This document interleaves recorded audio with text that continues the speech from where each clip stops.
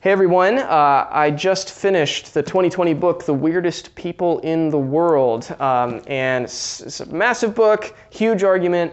I did a summary video of it. If you're more interested in just a kind of point by point, here's what the book is about, go watch that.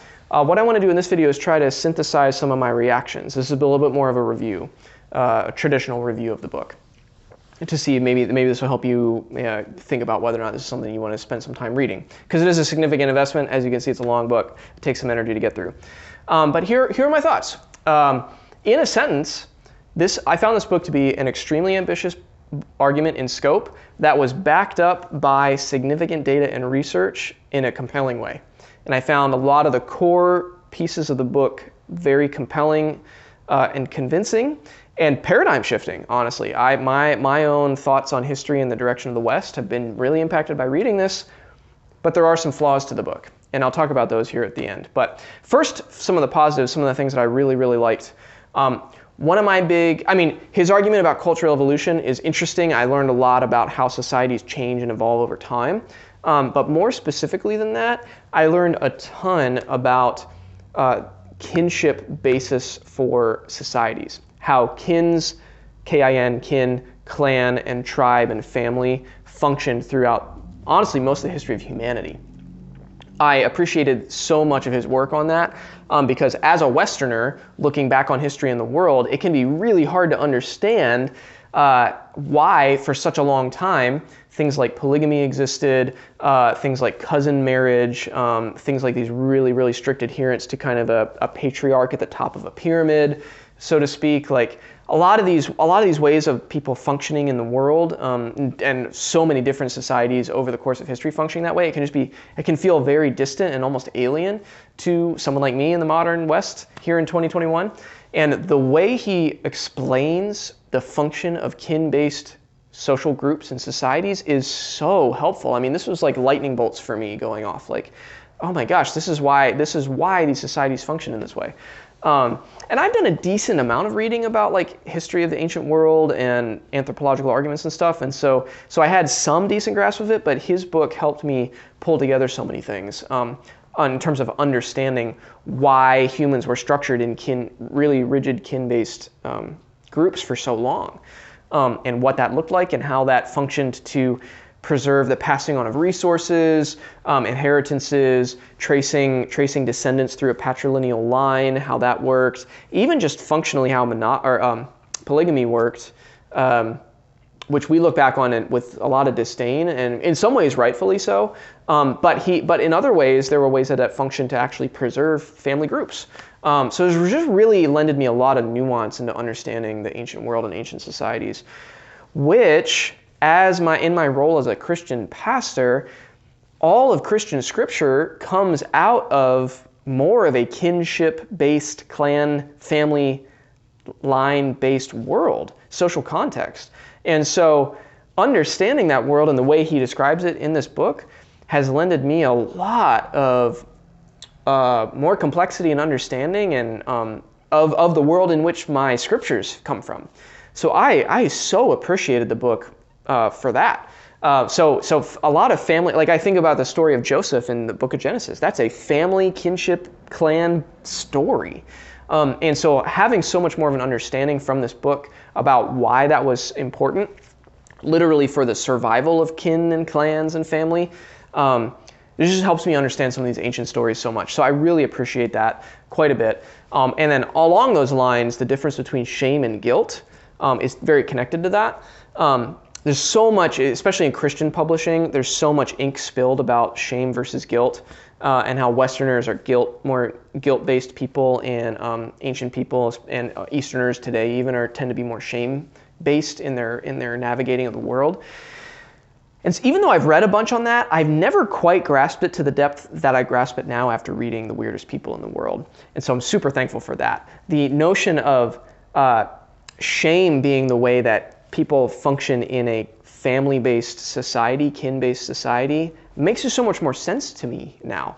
That if the survival of your clan is literally a matter of survival for you and for your lineage and your descendants, and if that is of the utmost importance, which it was in the ancient world, then shame has a very significant function to play in that milieu. Your family, you and your family need to save face. If you do anything to bring shame and dishonor onto your family, that literally is a matter of life and death in that context. And whereas in more of an impersonal institution, like the evolving is scaling up to impersonal institutions like what we live in, which I talk about in the summary video, the role of guilt becomes very different than the role of shame. And so if I need to function through an impersonal institution-based society where everyone has the same laws, everyone has the same mores, everyone has the same standards, then guilt becomes the way that we all kind of check ourselves against that impersonal standard, as opposed to simply being occupied with the survival of my family, my clan, my lineage. So different, and his breakdown of that is just so helpful. Like light bulbs were going off for me as I was reading all of that. And again, in my context, thinking about Scripture and its role in that.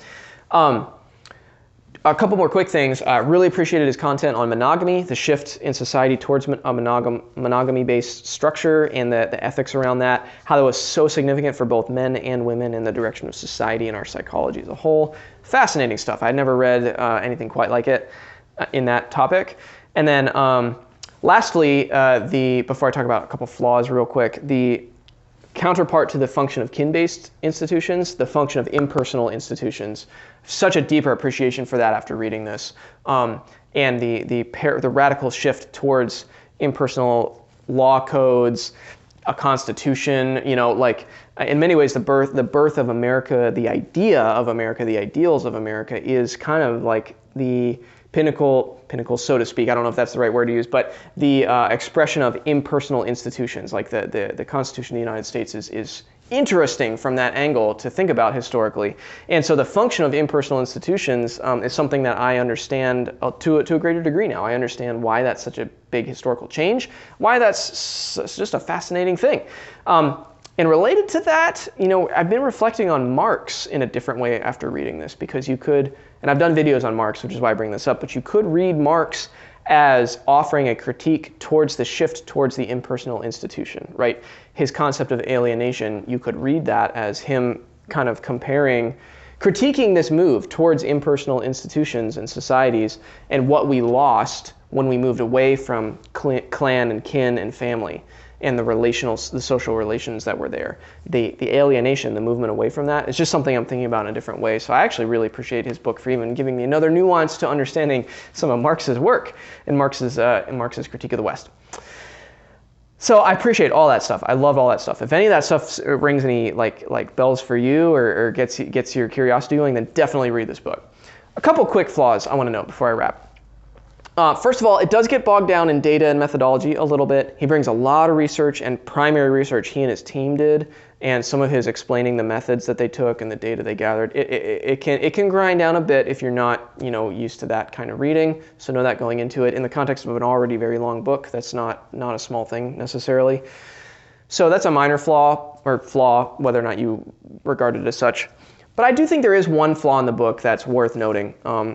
Particularly those of you who are watching this video, and that is he makes some metaphysical assumptions in his argument regarding the beliefs of the Christian church. And so his argument, if you read my summary or watch my summary video, his argument is basically that the Christian church, the marriage and family plan, is at the root of the change in the West. Fascinating argument, but he concludes that the Christian church just happened to land on the exact right combination of factors to institute this significant psychological change in Western people. And he takes that evolutionary perspective as that basically some religion was going to do it at some point and the Christian church happened to be the one. And that's fine as it is, but I found it a little frustrating that he didn't kind of more stay in his lane. Here's what I wish he would have done instead. I wish he would have said, this is not a book about the divine or metaphysics or metaphysical ideas. This is a book describing history and the progress of a certain society, and I've concluded that the Western church had a role in this. I am not going to comment on whether or not the Western church was actually right in its metaphysics and in its philosophy. Instead, he actually says at a few points, the Western church isn't describing reality, they just instituted a new morality that had this impact. And I found that frustrating. I wish it would have just been a little bit more constrained and a little bit more thoughtful in that sense. So that's not an insignificant flaw to me. Now, I can read the book and filter through that, and I would encourage, if you read the book after this video, I would encourage you to maybe apply that same filter, just question some of those conclusions. And I don't think it necessarily invalidates some of his other historical descriptions and observations, but it's a flaw in the book that I found it rankled me a bit, which is too bad because I appreciated so much more about it.